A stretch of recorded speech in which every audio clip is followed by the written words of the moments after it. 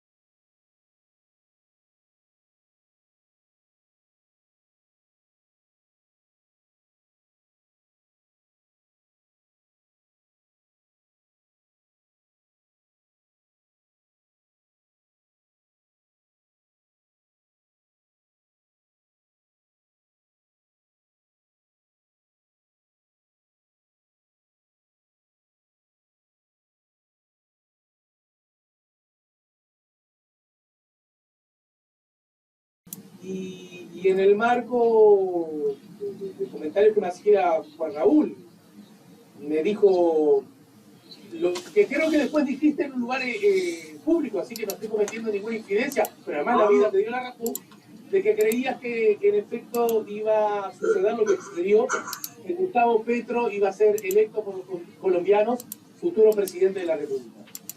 Exactamente.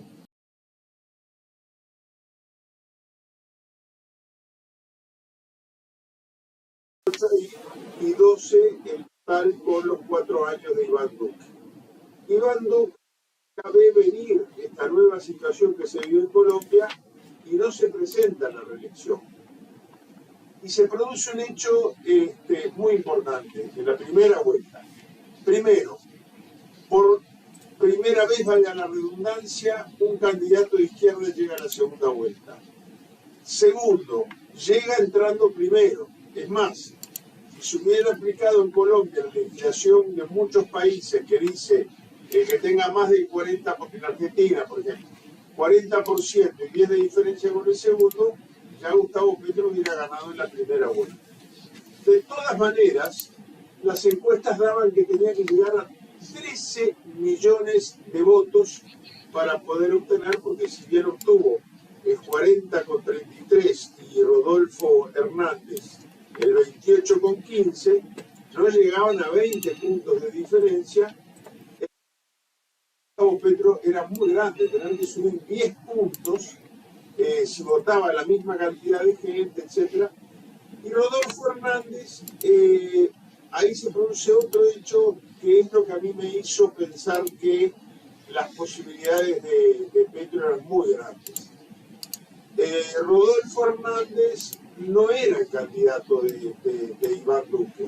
El candidato Iván Duque, Fico Gutiérrez, entra tercero, que era una especie de desconocido, una especie de Donald Trump a la colombiana. Había sido alcalde de Bucaramanga, su pueblo natal, pero también como empresario, como, bueno, a ver, empezó toda una campaña descalificando a Petro como un hombre de extrema izquierda, como que Colombia se iba a transformar en una nueva Venezuela, etc. Yo escuché hace unos días en el canal de televisión de La Nación, que no es precisamente la izquierda argentina, a un columnista analizar esto y decía que no tenía ningún asidero. Un columnista que me dicen que es muy conocido por sus posiciones conservadoras, pero bueno, es un columnista, un politólogo. Dijo, no, Gustavo Petro es un hombre del establishment, ¿no? Ahora traducen establecimiento al castellano, a mí no me gusta mucho la traducción literal, pero en todo caso, se daba esta paradoja. Petro era la izquierda, pero era un político del sistema de partidos tradicional. Había sido alcalde de Bogotá 2 periodos, había sido senador, mientras que Hernández era de derecha, pero si el candidato de derecha hubiera sido del partido de Uribe, de repente era otra cosa, era un desconocido total. Yo, la noche antes de las elecciones, y esto no influyó en mi pronóstico, que yo trato de no hacer pronósticos nunca, pero la noche antes de la elección, la CNN en español le hizo un reportaje y realmente, lo digo con todo respeto, pero yo quedé asombrado, porque en determinado momento en el programa de Oppenheimer, de Andrés Oppenheimer, en determinado momento dijo que era admirador de Hitler. Entonces Oppenheimer, que además es de origen judío, le dice, pero ¿cómo va a decir una barbaridad así? Y dice, ¿qué dije? Que era admirador de Hitler. Pensó un poco y dijo, no, me confundí. En realidad era admirador de Einstein. Claro, claro, ¿No? claro. Claro, y dijo dos o tres cosas, dijo que la corrupción se iba a terminar quitándole los autos oficiales a los... Era muy el estilo de discurso de Trump.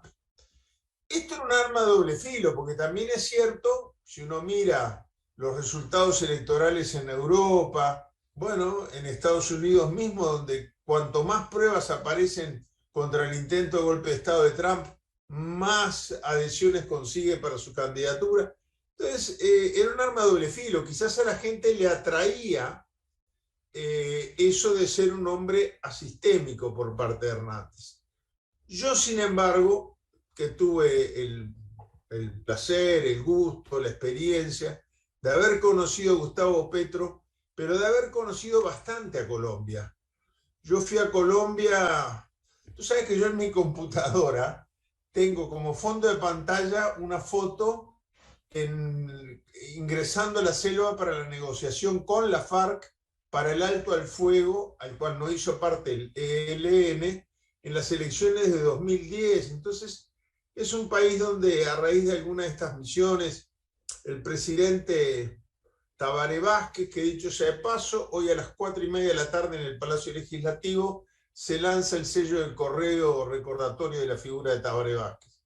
Bueno, Tabaré Vázquez, incluso un día en una discusión que hay en el ámbito del UNASUR entre Colombia y Venezuela, me propone a mí para ir a mediar en un conflicto fronterizo. Entonces yo he tenido la suerte de poder conocer, no soy un experto en Colombia, pero me sonaba que Colombia estaba pronto para un cambio, ma non troppo.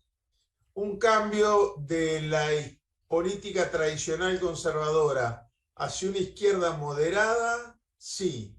Un cambio hacia lo desconocido, no. Gustavo Petro mismo, corregime si no soy claro en algún momento, Alejandro, A ver. pero Gustavo Petro mismo, 2 o 3 días antes de la elección, cuando todas las encuestas decían que necesitaba 13 millones de votos para ganar, dijo, no, entre votos nulos y anulados no van a ser muchos, pero a mí con 11 millones de votos me basta para poder llegar al poder. Y ganó con 11 millones de votos. Y ganó holgadamente, porque tú me puedes decir, bueno, 3 puntos no es tanto. Bueno, él era el único candidato a izquierda, mientras que todos los demás eran derecha. Y si tú sumas a todos los demás, daba 60 contra 40. Y sin embargo obtuvo más del 50% de los votos. Creo que no le falló olfato político. Yo ayer, Alejandro, me quedé hasta muy tarde, esto lo digo con, no para opinar ni dejar salir a luz simpatías y antipatías que todos tenemos en nuestro corazoncito, sino también como un elemento de análisis. El discurso de Gustavo Petro ayer no fue un discurso triunfalista de alguien que nadie hubiera creído hace 6 meses que podía ser presidente de Colombia y que ya había sido declarado presidente electo. A mí me sonó más a un discurso de asunción al poder, un discurso de agradecimiento, de alegría, de festejo, pero un discurso muy cargado también de sentido de responsabilidad, de él y de la gente que lo había votado. Una convocatoria a una gran unidad nacional. Y bueno, y yo qué sé, yo creo que cada uno, zapatero a tus zapatos, ¿no? El presidente Rodolfo Hernández ni siquiera se hizo presente en su cuartel general, que además no estaba en Bogotá, estaba en su ciudad natal para que no se tuviera que molestar en viajar, bueno, y por razones emblemáticas. Ni siquiera fue. a decir un discurso y decir, bueno, perdí, muchas gracias por haberme acompañado. La gente se quedó solita ahí en el hotel esperando y no apareció. Mandó un video. Y este es un poco el panorama. Yo creo que razonablemente estuvo por acá, por Uruguay, Pablo Iglesias, el Sí. político español, ex vicepresidente.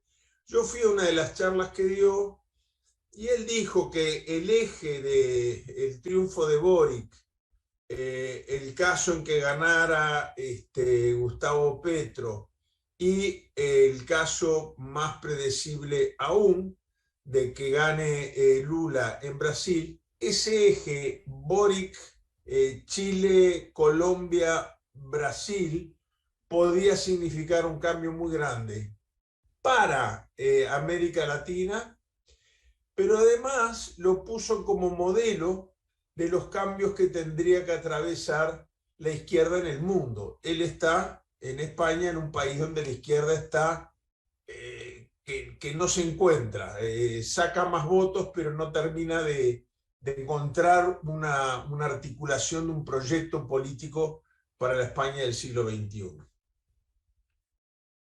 Y desde ese lugar, ¿cuáles son las, por supuesto, esto recién arranca y habrá mucha tela para cortar? ¿Cuáles son los desafíos más grandes que tendrá la administración del electo presidente?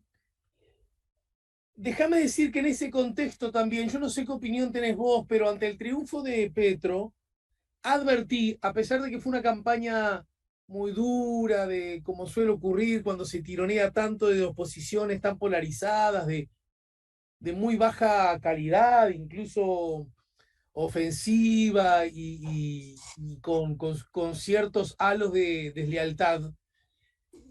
Creí advertir en las primeras reacciones que escuché del sistema político colombiano como una actitud de mucha madurez y vocación institucional democrática que a mí me vino como una alegría, como una cierta tranquilidad. Sí, sin lugar a duda, incluso las declaraciones del propio presidente Iván Duque diciendo que estaba preparando, ganara quien ganara, un team, un grupo de asesores en cada área para que la transición fuera lo más fácil posible. Pero incluso le agregó que no es usual, que estaba tratando de elegir las personas adecuadas para esa transición, que se iba a limitar a informar sobre el estado de cosas en cada ministerio, en cada área de trabajo del gobierno, a las personas adecuadas para el caso que ganara uno u otro candidato. Creo que Iván Duque ahí me ganó puntos en cuanto a que quería realmente una transición muy, muy fluida. Yo creo que además el hecho de que Gustavo Petro tenga la trayectoria que tiene, que no sea un desconocido, un recién llegado, es un triunfo. A ver, estos tres modelos que ponía Pablo Iglesias, Brasil, Colombia y Chile, son tres, quizás por eso él dice que ese eje es interesante para la izquierda europea incluso. Son tres líderes de izquierda con antecedentes muy distintos. Boric, la frescura del que no tiene trayectoria. Gustavo Petro, un hombre que estuvo en la guerrilla. Esto es bueno aclararlo por algunas cosas que han salido en las redes en la mañana de hoy. Él nunca fue de la FARC, como se ha No, afirmado claro. acá en Uruguay. Sí, claro, claro. El movimiento que él perteneció de lucha armada era el M-19. En primer lugar, una vez que se firma un tratado de paz, y en el caso de Gustavo Petro no estamos hablando de esta paz que se negoció hace un año y pico y que todavía cuesta cristalizar con la FARC. No, el M-19 hace muchos años. Petro fue después de eso, repito, intendente, senador, intendente de la capital de la República. Pero además el M-19 era una decisión del Partido Liberal que tomó las armas para hacer propaganda armada. No. Todo ese cuco que se está exhibiendo ahora no tiene nada que ver con su trayectoria.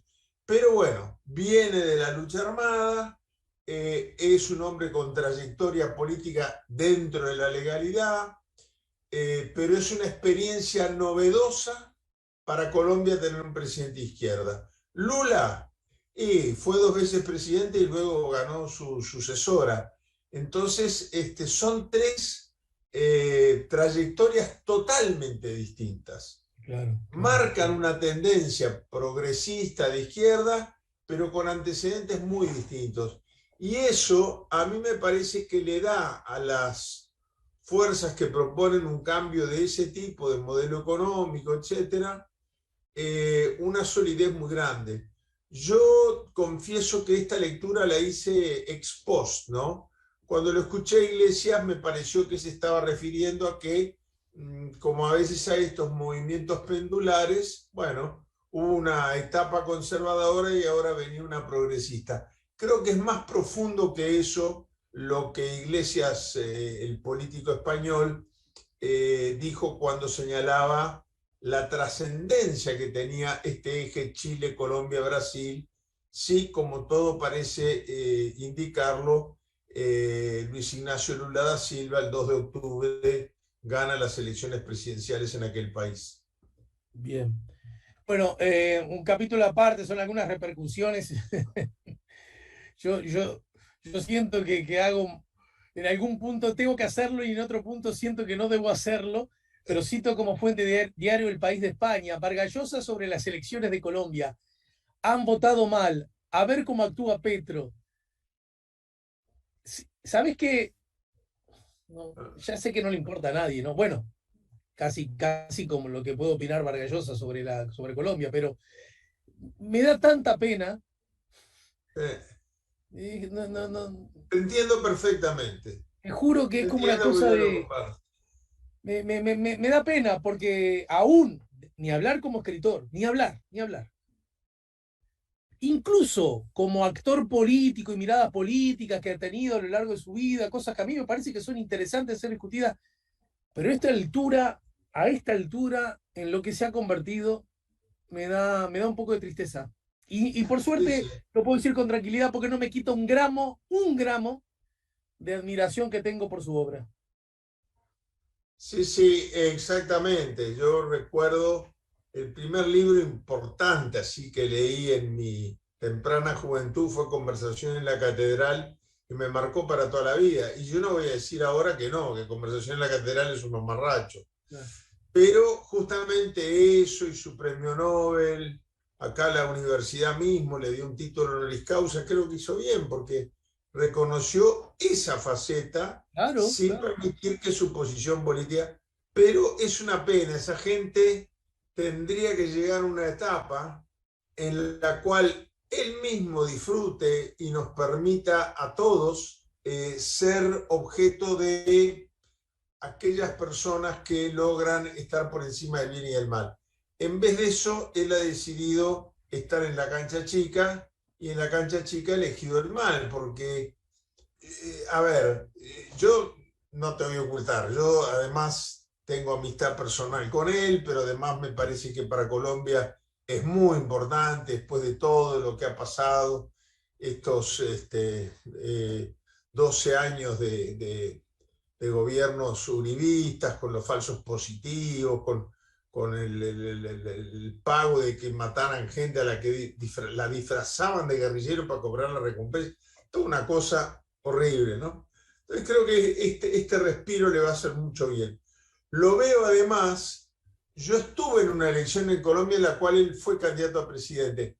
Lo veo en su mejor momento, es decir, como que el tiempo le permitió su mejor momento para llegar a la presidencia. Y de todas maneras, además, creo que todo el mundo ahora le tiene que desear que le vaya bien, porque de eso depende la vida de un pueblo muy, muy sufrido. pero la gente que incluso acá en Uruguay ha salido a redoblar campanas, no, la imagen no es buena, a tocar, golpear cacerolas, es más elocuente, diciendo que tiene un pasado guerrillero, etc. Bueno, repito, creo que esto es relativo, pero también uno tiene que pensar, y si él hubiera sido, como se dijo de la FARC, que no lo fue, ¿y qué es lo que uno tiene que aspirar? ¿Que Claro, siga todas las vidas con una metralleta al hombro? claro, claro, es ¿O que se brutal. integre el sistema? Es brutal, Claro, es brutal, es brutal. Justamente ese es el peor, el más inaceptable de los reproches. Entonces, claro, ¿cómo es la cosa, flaco? Cuando alguien en determinadas circunstancias toma determinadas decisiones, por supuesto, merecedoras de la mirada crítica desde ya, ¿no? sí, sí, sí, Cuando sí. entiende que lo que hizo en un momento no es adecuado y se suma a lo que vos creés que es adecuado, que es la lucha política, y cuando lo que pasa es que el problema es este, Juan Raúl, hay que decirlo, te invitan a que te sumes al sistema, Claro, pero no soportan que ganes en el sistema. Y, a- y, a- claro. y ahí, y ahí es donde de verdad Muy queda buena claro frase. quiénes son liberales de verdad y quiénes en realidad son unos cretinos útiles del poder y liberales de pacotilla. Hay que decirlo, hay que decirlo. Exactamente. Bueno, mi querido, Me quedo con eso. Bueno, Alejandro, yo me te agradezco acuerdo, mucho y la verdad te felicito porque vos no hiciste la araca, estábamos charlando de otras cosas como conversamos durante la semana. Y me dijiste, mirá, yo creo que va a ganar Petro, y bueno, y fue lo que ocurrió. Ahora parece muy claro, porque la victoria fue con mucha luz, pero no era lo que se derramaba no, necesariamente por no, estas es latitudes, verdad. ¿no? Bueno, muchas gracias, Alejandro, y nos encontramos el miércoles de la semana que viene. Así será, así será. Un abrazo Abrazo muy fuerte y grande. otra vez. Gracias. Nos vamos a la pausa, estamos poniendo la mañana en camino, estamos en el ¿No? 98.7